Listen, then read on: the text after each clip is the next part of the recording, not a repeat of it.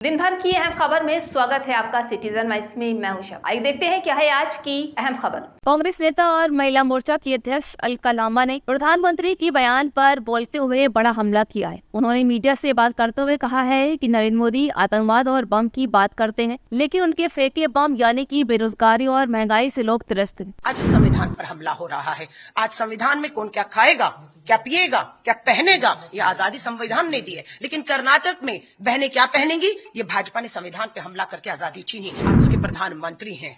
मत इस तरह की राजनीति करिए, देश को जलाकर आपकी कुर्सी बच जाएगी पर देश नहीं बचेगा। आज हम कुर्सी के लिए नहीं, आज इस देश के संविधान, इस देश के लोकतंत्र को बचाने के लिए लड़ रहे हैं। हमारा न्याय पत्र बिना पढ़े, कभी उसमें कहते हैं मुस्लिम लीग की छाप है, कभी मुसलमानों को खुश करने की बात है ना। हम तो किसान की बात कर रहे हैं, उस किसान की जो पंजाब से आता है, जो सिख है, जिसको आपने खालिस्तानी आतंकी कहकर आहत किया है, हम तो उसकी लड़ाई लड़ रहे हैं। प्रधानमंत्री जी आतंकवाद और बम की बात करते हैं, तो बम प्रधानमंत्री जी इस देश पर आपने फेंका है। वो बम से देश आहत है। वो बम क्या है? बा से बेरोजगारी और मां से महंगाई का बम आपका फेंका हुआ है कि 140 की जनता त्रस्त है। जम्मू कश्मीर वो पहला राज्य होने वाला है जहां पर महिला आरक्षण कानून लागू होगा। प्रधानमंत्री जी ने एक बयान, पूर्व प्रधानमंत्री मनमोहन सिंह जी के बयान को झूठ कहकर कहा कि डॉक्टर मनमोहन सिंह जी जब प्रधानमंत्री थे, उन्होंने कहा था, साफ में शब्द इस्तेमाल कर रही हूं, कि देश की संपत्तियों पर मुसलमानों का हक है।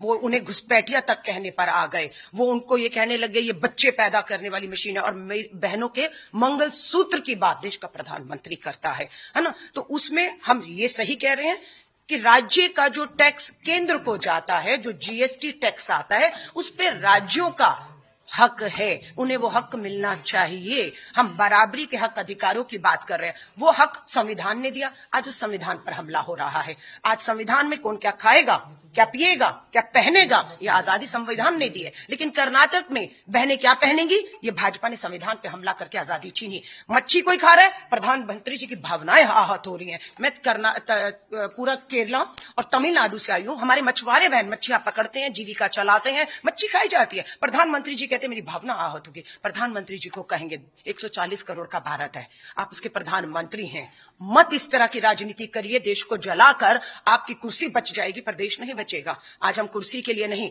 आज इस देश के संविधान, इस देश के लोकतंत्र को बचाने के लिए लड़ रहे हैं। और अगर आप मुझसे सवाल कर रहे हैं सैम पित्रोदा जी को लेकर दोबारा, मैं कहां खड़ी हूं? मैं जम्मू में खड़ी हूं। क्यों हिम्मत नहीं दिखा रहे हैं कश्मीर में चुनाव लड़ने की? मैं पूछना चाहती हूँ क्यों अपना उम्मीदवार कश्मीर में नहीं दिया जा रहा? और जहां तक जम्मू की बात है, लोग सवाल पूछ रहे हैं, डबल इंजन की सरकार है ना, दोनों सांसद आपके थे, मंत्री भी केंद्रीय यहां से था, जम्मू को क्या मिला? आज सच्चाई है कि जम्मू कश्मीर के अधिकारों से उसे वंचित रख दिया गया। क्या अधिकारों में हनन हुआ? राष्ट्रपति शासन लगाया या नहीं लगाया? लोकतांत्रिक चुनी हुई सरकार को गिराकर आपने राष्ट्रपति शासन लगाया। आपने जम्मू कश्मीर से पूर्ण राज्य का दर्जा छीना हुआ है।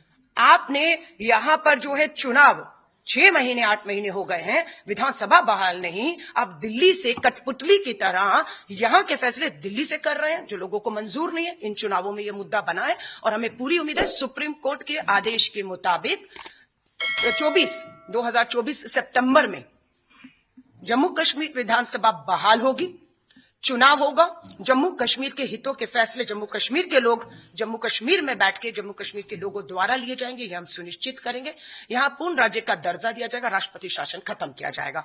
उसके बाद जम्मू कश्मीर के बहुत से मसले हैं, मुद्दे हैं, और जिसपे फिर मैं कहूंगी, भारतीय राष्ट्रीय कांग्रेस की एक प्रवक्ता होने के नाते मैं फतवा को जारी करके या नहीं कह सकती हूँ।